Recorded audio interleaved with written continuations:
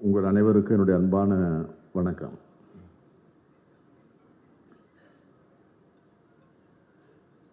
நம்முடைய சங்கர் அவர்கள் நன்றி உரையாற்றுகிற போது 30 வருஷத்துக்கு முன்னாடி என்னுடைய திருமணத்திற்கு அழைத்த நேரத்தில் நான் வராமல் போனதை கொஞ்சம் வருத்தத்தோடு எடுத்து சொன்னார். எந்த திருமணம்,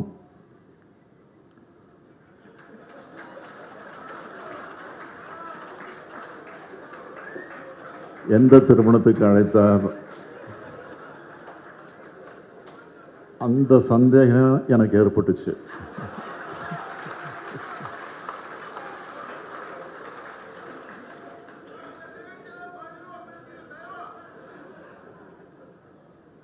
எது எப்படி இருந்தாலும்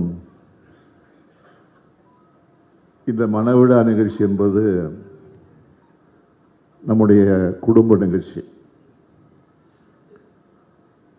ஆக நாமெல்லாம் நம்முடைய குடும்பத்தில் ஒரு திருமணம் நடக்கிறது என்று சொன்னால் அதில் எந்த உணர்வோடு கலந்து கொள்கிறோமோ, எந்த உணர்வோடு கலந்து கொண்டு வாழ்த்துகிறோமோ அதே உணர்வோடு தான் இந்த விழாவில் நான் மட்டுமல்ல, மேடையில் இருக்கக்கூடியவர் மட்டுமல்ல, நீங்களும் இங்கே வருகை தந்து மணமக்களை வாழ்த்தி கொண்டிருக்கிறீர்கள், வாழ்த்தி கொண்டிருக்கிறோம். இதை கேபி சங்கர் இல்ல திருமண விழான்னு சொல்றதை விட மறைந்த கழக செயல் வீரர் கேபிபி சாமி இல்ல திருமண விழான்னு சொல்லலாம். ஏன், எமர்ஜென்சி எதிர்கொண்ட மீசை பரசுராமன் அவருடைய இல்ல திருமணம் கூட சொல்லலாம். இன்னைக்கு அவருடைய முகம் என்னுடைய மனதில் ஆழமாக பதிந்திருக்கு. அப்படி கம்பீரமாக இந்த திருவொற்றியூர் பகுதியில் ஏதோ மீனவர் சமுதாயத்திற்கு மட்டும் இல்லை, ஒட்டுமொத்த இந்த திருவொற்றியூரில் இருக்கக்கூடிய மக்களுக்கு ஒரு பாதுகாவல் அரணாக இருந்தவர் நம்முடைய பரசுராமன் அவர்கள். எனவே அவருடைய குடும்பத்தில் நடைபெறக்கூடிய இந்த திருமணம் இப்படி வாழையடி வாழையா தலைமுறை தலைமுறையா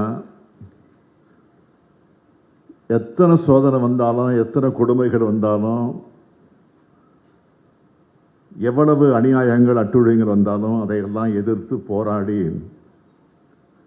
இந்த திருவொற்றியூர் பகுதியில் கழகம் வளர்வதற்கு பாடுபட்ட ஒரு உன்னதமான ஒரு தியாகியாக வலம் வந்தவர் தான் நம்முடைய பரசுராமன் அவர்கள்.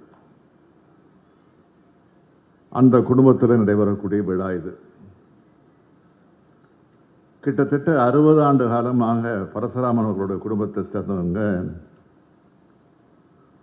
உள்ளாட்சி மன்ற பிரதிநிதிகளாக மக்களால் தொடர்ந்து தேர்ந்தெடுக்கப்பட்டு வராங்க. கழகம் தொடங்கப்பட்ட நாளிலிருந்து கழக தொண்டராக இருந்தவர் தான். தலைவர் கலைஞரால் தான் மீச பரசுராமன் என்று அழைக்கப்பட்டார். முன்னாள் நகர கழகத்தினுடைய அவைத் தலைவராக பரசுராமன் அவர்கள் மிசாவில் கைதாகி பல அடக்குமுறைகளுக்கெல்லாம் ஆளாகி இருக்கக்கூடியவர். கழக துண்டை தோல்ல இருந்து எந்த நிமிஷமும் அவர் எடுத்தது இல்லை. எந்த நிலையிலும் யார் கூப்பிட்டும் எந்த பக்கமும் போனதில்லை. கழகம்தான் குடும்பம், குடும்பம்தான் கழகம் என்ற உணர்வோடு வாழ்ந்து காட்டியவர். அப்படிப்பட்ட அப்பாவுக்கு தப்பாம பிறந்த பிள்ளைகள் தான் கேபிபி சாமி அவர்களும் கேபி சங்கர் அவர்களும். கேவிகே குப்பம் பகுதி மீனவ பகுதி மக்களுக்காக கேபிபி சாமி அவர்கள் ஆற்றிய உதவிகளை பார்த்து 2006 சட்டமன்ற தேர்தல் நேரத்தில் திருவொற்றியூர் தொகுதியில் அவருக்கு தலைவர் கலைஞர் அவர்கள் சட்டமன்ற உறுப்பினராக வேட்பாளராக நிற்பதற்கு வாய்ப்பு தந்தார்கள். 2006 2011 வரை கழக ஆட்சியில் சட்டமன்ற உறுப்பினராக மட்டுமல்ல, மீனவத்துறையினுடைய அமைச்சராகவும் இருந்து பொறுப்பேற்று பணியாற்றியிருக்கிறார். மீன்பிடி தடைக்கால நிவாரணம், சுனாமியில் வீட்டை இழந்தவர்களுக்கு தொகுப்பு வீடுகள், சுனாமியில் பாதிப்படைந்த விசைப்படகுகளுக்கு வழங்கின கடன் தள்ளுபடி உள்ளிட்ட பல திட்டங்களை மீனவ நலனுக்காக செஞ்சு சாதனை படைத்தவர். சட்டமன்றத்திலேயும் மிக சிறப்பாக அவர் எழுந்தாவே இதில் இருக்கிற அதிமுக உட்கார்ந்துருவாங்க.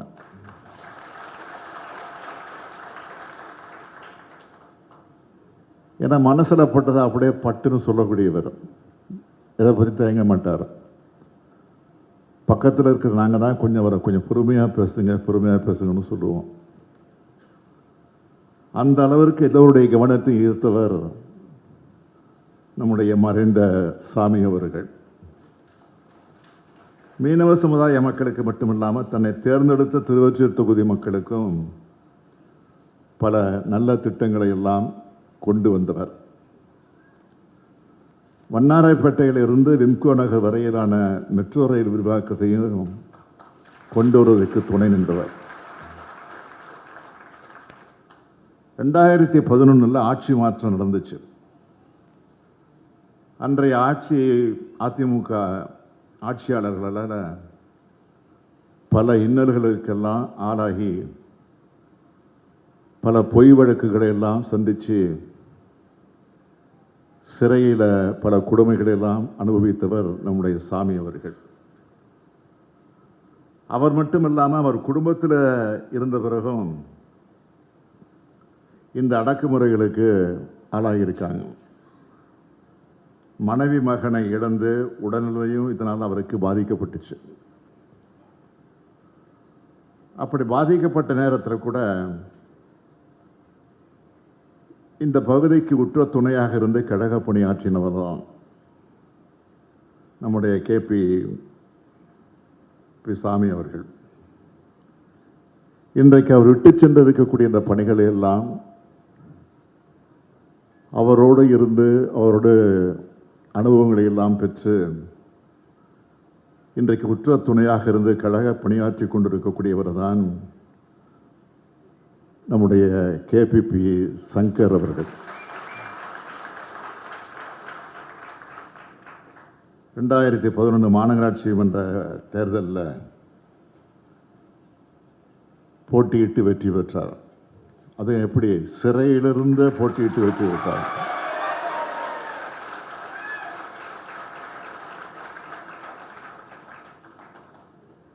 தந்தை அண்ணன் வழியில் இவரும் பணியாற்றணும்னு சொல்லி 2021 தேர்தலில் திருவொற்றியூர் தொகுதியில் இவருக்கு வாய்ப்பு கொடுத்தேன். அதன்படி மக்கள் எப்பவும் அணுகக்கூடிய பிரதிநிதியாக இருந்து சிறப்பாக பணியாற்றி கொண்டிருக்கக்கூடியவர் நம்முடைய சங்கர் அவர்கள். கடந்த ஓராண்டு காலமாக நம்முடைய முத்தமிழறிஞர் தலைவர் கலைஞர் அவருடைய 100ஆண்டு விழாவை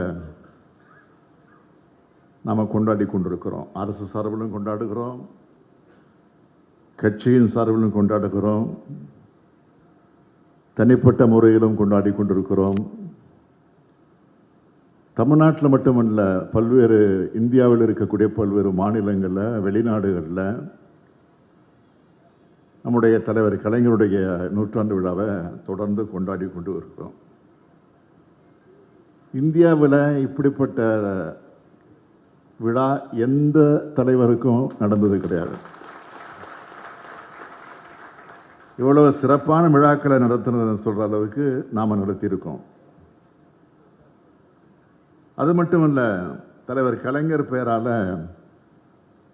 கிண்டியில் உயர் சிறப்பு மருத்துவமனை, மதுரையில் பிரம்மாண்ட நூலகம், கிளாம்பாக்கத்தில் அனைத்து வசதிகளும் கொண்ட பேருந்து முனையம், போன்ற எத்தனையோ பயனுள்ள அமைப்புகளை தலைவர் கலைஞர் பெயரால் ஏற்படுத்தியிருக்கோம். தம்பி உதயநிதி சொன்னது மாதிரி 1,15,00,000 மகளிர் மாதந்தோறும் 1000 ரூபாய் பெறக்கூடிய அளவிற்கு கலைஞர் மகளிர் உரிமை தொகை திட்டம், அதுவும் கலைஞர் பெயரால் தான் அமைஞ்சிருக்கு. இதுக்கெல்லாம் மகுடம் வச்ச மாதிரி தான் நேற்றைய தினம் நடந்த நிகழ்ச்சி, நாணய வெளியீடு விழா. நாணயம் அறிவாலயத்தில் வந்தாச்சு. யார் வேணாலும் எப்போ வேணாலும் போய் 100 ரூபா நாணயம் தான், ஆனால் அதனுடைய மதிப்பு 10,000 ரூபாய். மதிப்பே கிடையாது. யார் வேண்டுமானாலும் சென்று 10,000 கொடுத்து அறிவாலயத்தில் அதை பெற்றுக்கொள்ளலாம். ஏன்னா காந்தி அவர்கள் நேற்று முழுந்தின மாவட்ட செயலக கூட்டத்தில் நான் 1 லட்ச ரூபா தரேன்னு சொன்னார். அவர் என்ன 1 லட்சம், நான் 10 லட்சம் கூட கொடுத்து வாங்குவார்.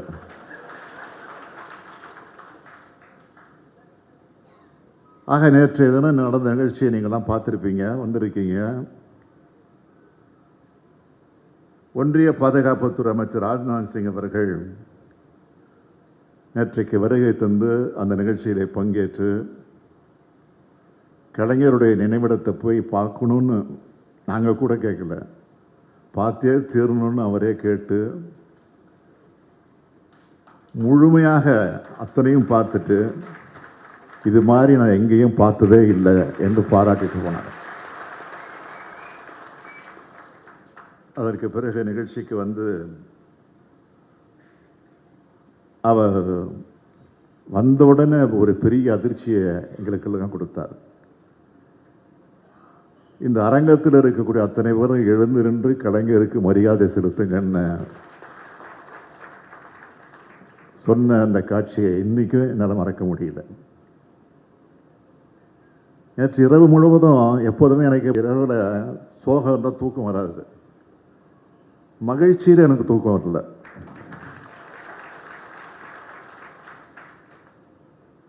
ஆக பாதுகாப்புத்துறை அமைச்சர் ராஜ்நாத் சிங் அவர்களோட நேற்றைய உரை உள்ளபடியே கூட்டணி கட்சி தலைவர்கள் பேசினா என்ன பேசுவாங்களோ அதை விட அதிகமாக திமுக காரன் பேசுறதை விட அதிகமாக சிறப்பாக தலைவர் கலைஞரை பற்றி அவர் பேசினது உள்ளபடியே வரலாற்றில் பொறிக்கத்தக்கக்கூடிய உரையாக அந்த உரை அமைந்துச்சு. கலைஞரை இந்த அளவுக்கு புகழணும், பாராட்டி பேசணுன்ற அவசியம் அவருக்கு இல்லை, தேவையும் இல்லை அவருக்கு. ஆனாலும் பேசினார் என்றால் உள்ளத்திலிருந்து உண்மையை பேசினார் அமைச்சர் ராஜ்நாத் சிங் அவர்கள். இதை வந்து சிலரால் தாங்கிக்க முடியல.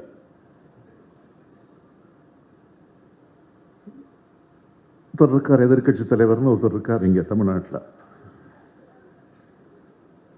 அவர் நேற்று பேட்டி கொடுக்குறாரு. என்னன்னா நாணயம் வெளியிடுறாங்க,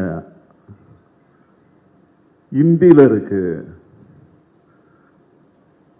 தமிழில் இல்லை, தமிழ் தமிழ் தமிழ் தமிழ்னு முழங்குறாங்களா, இந்தியில் இருக்கு அப்படின்னு சொல்றாரு. முதல்ல ஒன்று அரசியல் தெரிஞ்சிருக்கணும், இல்லை நாட்டினுடைய நடப்பு புரிஞ்சிருக்கணும், இல்லை மண்டல மூளையாவது இருக்கணும்.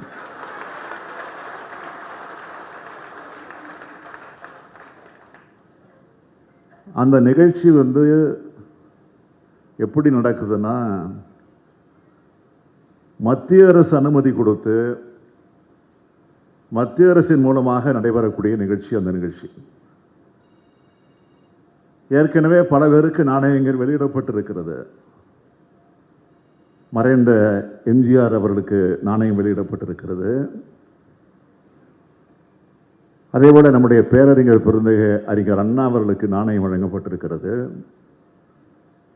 அந்த நாணயத்தெல்லாம் ஒருவேளை அவர் பார்த்துருக்க மாட்டார்னு நினைக்கிறேன். அதை எடுத்து பாருங்க.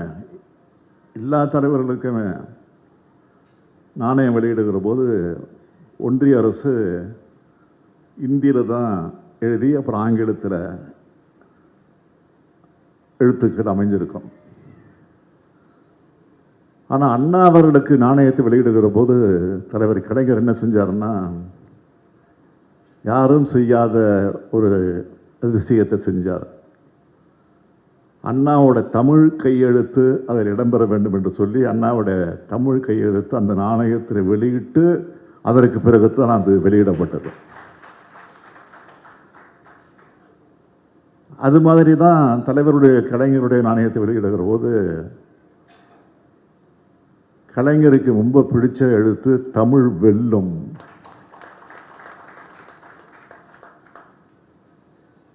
பெரும்பாலும் அவர் கையெழுத்து கொடுக்கிற போது தமிழ் வெல்லும் தமிழ் வெல்லும் என்று சொல்லுதான் சொல்லி எழுதி கையெழுத்து போடுவார் பெரும்பாலும். இல்லைன்னா அண்ணா வாழ்க, அண்ணா புகழ் ஓங்குக, பெரியார் வாழ்க, அப்படிதான் சொல்லி கையெழுத்து போடுவார்.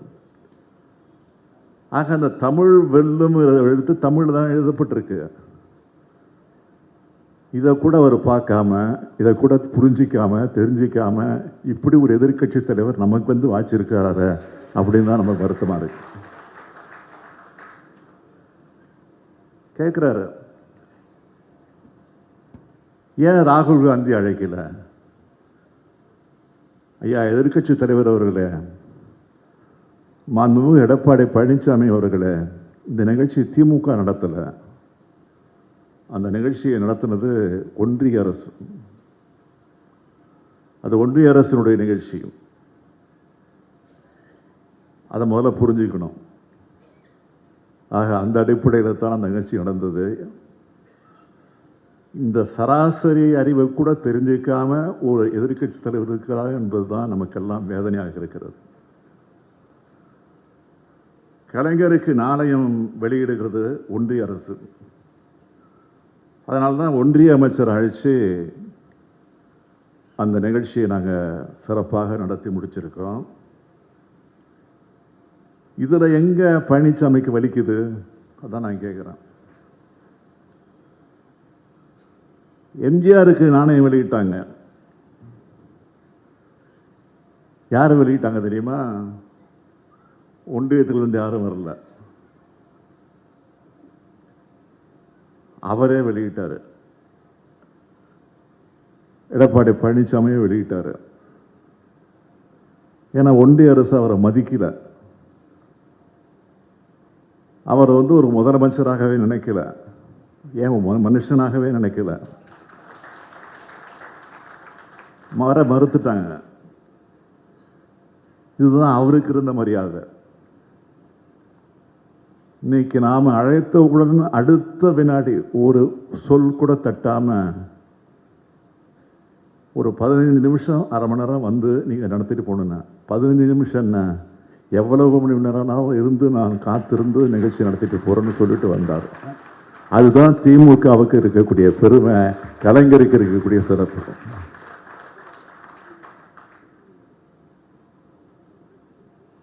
இன்னொன்றும் சொல்லணும்.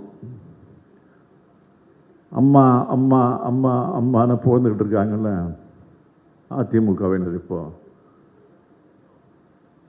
பேக்கெட்லாம் படத்தை வச்சுக்கிட்டு பூஜை பண்ணிக்கிட்டு இருக்காங்கல்ல. அந்த அம்மையார் இறந்து எத்தனை வருஷம் ஆச்சு? நான் கேட்குறேன், இது வரைக்கும் அவர்களால், அந்த அம்மையார் அவர்களால் வளர்க்கப்பட்டவர்கள், உருவாக்கப்பட்டவர்கள் ஒரு இரங்கற் கூட்டமாவது நடத்தியிருக்காங்களா? அந்த அம்மாவுக்கு ஒரு இரங்கற் கூட்டம், ஒரு இரங்கற் கூட்டத்தை கூட நடத்துவதற்கு யோகியதையற்றவர்கள் கலைஞருடைய விழாவை பார்த்து விமர்சனம் செய்வதற்கு உங்களுக்கு என்ன யோகியதை இருக்கிறது என்றுதான் நான் கேட்கிறேன்.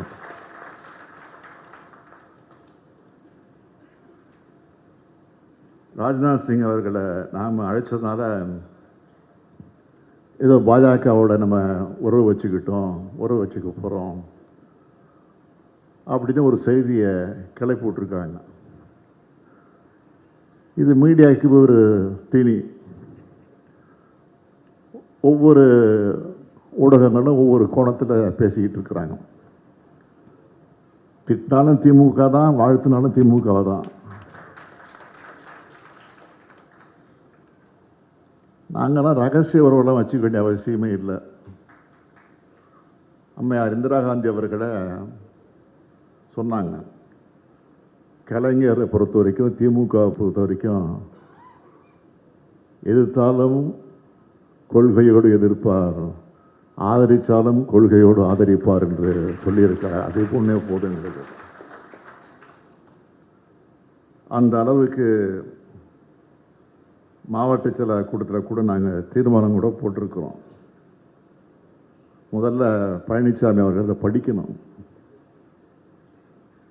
பழனிசாமி மாதிரி ஊர்ந்து போய் பதுங்கி போய் பதவி வாங்குகிற புத்தி திமுகவுக்கு கிடையாது. எல்லோருக்கும் உரிய மரியாதையை நாங்கள் கொடுப்போம். அதுக்காக நிச்சயமாக சொல்கிறேன், உறுதியாக சொல்கிறேன், அண்ணா மீது ஆணையிட்டு சொல்கிறேன், நமக்கென்று இருக்கக்கூடிய உரிமையை ஒரு நாளும் விட்டு கொடுக்க மாட்டோம். இதுதான் அண்ணாவும் கலைஞரும் நமக்கு போட்டு தந்திருக்கக்கூடிய பாதை. அப்படிப்பட்ட இயக்கத்தை சார்ந்த குடும்பத்தில் தான் இன்றைக்கு இந்த மனவிழா நிகழ்ச்சி நடைபெறுகிறது. இங்கே கூட தம்பி உதயநிதி ஸ்டாலின் அவர்கள் பேசுகிற போது சங்கருக்கு கோபம் வந்துருங்கிற பயத்திலே வந்தேன்னு சொன்னார். நானும் அப்படிதான்.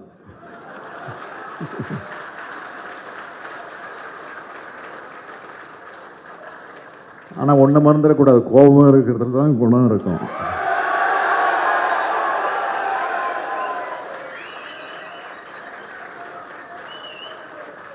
சங்கரை நான் கேட்டுக்கிறேன், இப்படிலாம் பேசுகிறாங்களான்னு நீ கோபத்தை குறைச்சிடாதீங்க. கட்சிக்குன்னு ஒரு பிரச்சனை வருகிற போது பெரிய கோபம் வந்தே தீரணும்.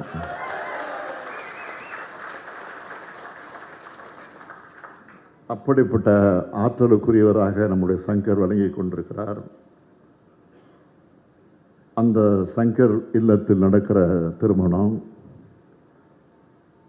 அந்த திருமணத்தில் உங்களோடு சேர்ந்து நானும் பங்கேற்று மணமக்களை வாழ்த்துகிற நேரத்தில் மணமக்களுக்கு ஒரு அன்பான வேண்டுகோள், இந்த மணமக்களுக்கு பிறக்கிற குழந்தைகளுக்கு அழகான தமிழ் பெயர்களை சூட்டுங்கள்.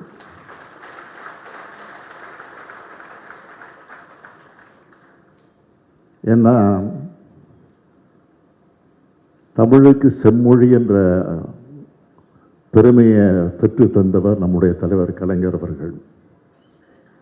ஆகவே புரட்சி கவிஞர் பாவேந்தர் பாரதிதாசன் எடுத்து சொல்லியிருக்கக்கூடிய வீட்டுக்கு விளக்காக நாட்டுக்கு தொண்டர்களாக மணமக்கள் சிறப்பாக வாழ வேண்டும் என்று மணமக்களை வாழ்த்தி விடைபெறுகிறேன். நன்றி, வணக்கம்.